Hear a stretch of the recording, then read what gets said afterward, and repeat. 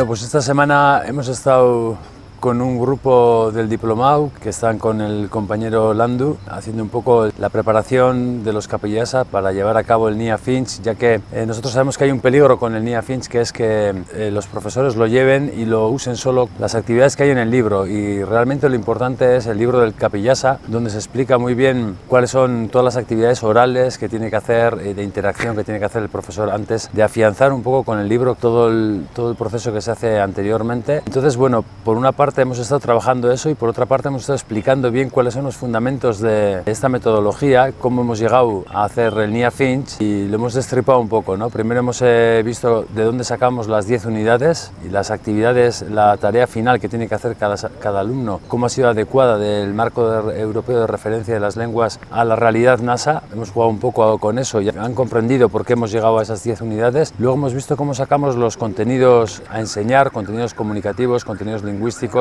en cada actividad, y como tercer paso hemos visto qué tipo de actividades podemos hacer para ayudar al alumno a adquirir esos contenidos, esos conocimientos, para poder hacer la tarea final. Entonces, bueno, yo he visto un grupo muy interesado, con gran capacidad de trabajo, y creo que eso vamos viendo cada año más capacidad de trabajo.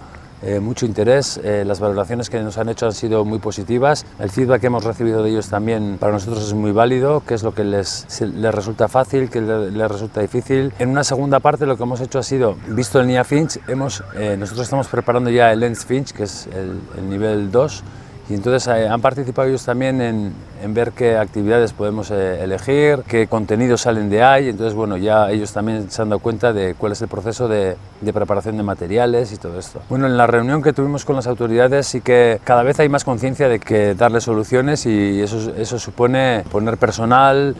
poner recursos a ello y sobre todo activar a la comunidad, tanto a los que pueden ser capellasas como a la comunidad, que se animen a aprenderlo. Creo que la demanda de aprendizaje es bastante alta por lo que hemos visto. Entonces, bueno, yo creo que tienen que ser conscientes de que hay que preparar profesores y que hay que empezar a hacer grupos para realmente probar sobre el terreno los materiales que tenemos y poder hacer con más garantía los siguientes. Me parece que es muy importante que este año y cuanto antes se pongan los grupos en marcha. Yo creo que hay capacidad para hacerlo, falta ponerse a ello, hacer grupos, poner los lugares donde vayan a ser, animar a la población, que puede ser tanto por territorios como por sectores, como pueden ser los kihuetengas o capillasas o padres de escuela. Bueno, un poco habrá que ver, ¿no? Jóvenes, habrá que ver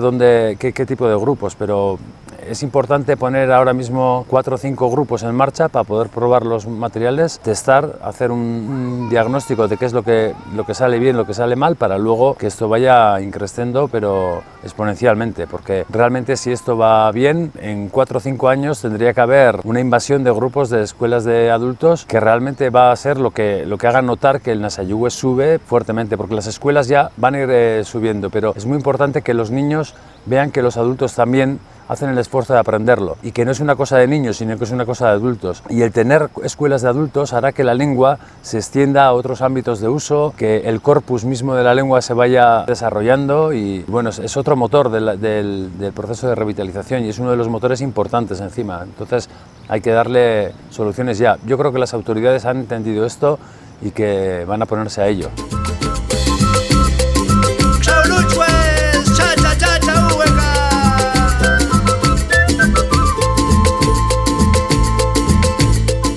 A lo largo de esta semana hemos estado trabajando un grupo de 14 personas en técnicas de traducción e interpretación. En primer lugar, quiero adelantar por qué de la traducción y la interpretación y para qué. Según la Ley 1381 de 2010 de derechos de los hablantes de las lenguas indígenas, estos hablantes tienen derecho a usar su propia lengua ante las administraciones públicas, a utilizar su propia lengua ante tribunales de justicia, tienen derecho a disponer de textos, libros en su propia lengua, etcétera, etcétera. Todo esto para garantizar los derechos de los hablantes de las lenguas indígenas. Lo que pasa que no se pueden garantizar esos derechos si no hay personas que estén formadas y puedan hacer estas tareas de trasladar por escrito textos de una lengua a otra. Por poner un ejemplo, libros de texto texto para las escuelas que hay que traducir porque no hay gente suficiente que pueda crear los textos en lengua original. O hacen falta intérpretes para que, en el caso de que una persona quiera hablar ante un tribunal de justicia en Nasayugüe, le pueda interpretar con todas las garantías, es decir, traducir de forma oral de su lengua al español y viceversa. Como digo, hemos estado un equipo de 14 personas a lo largo de toda la semana formándonos en estas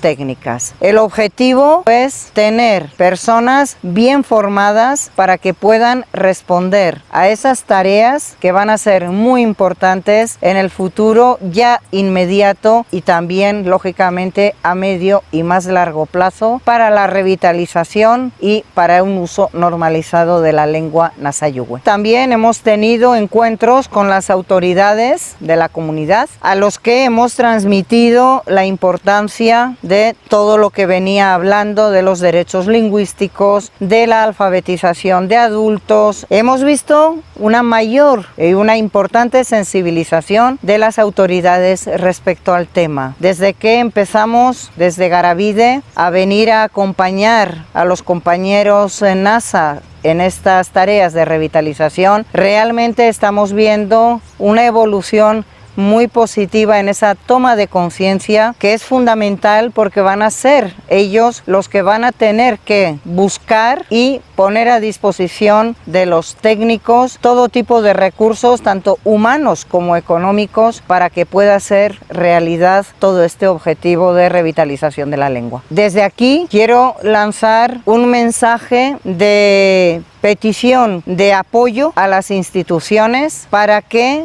estén todo lo cerca que puedan de los jóvenes y no tan jóvenes que están liderando todo este proceso como promotores, bien como estudiantes de la lengua Nasayugüe. Es un momento muy importante en el que se encuentran para que pueda ya adquiriendo forma y una estructura sólida en toda esta tarea. El voluntarismo es muy abundante, las ganas son enormes, pero todo eso exige una buena canalización, como digo, a través de estructuras lo más estables posibles.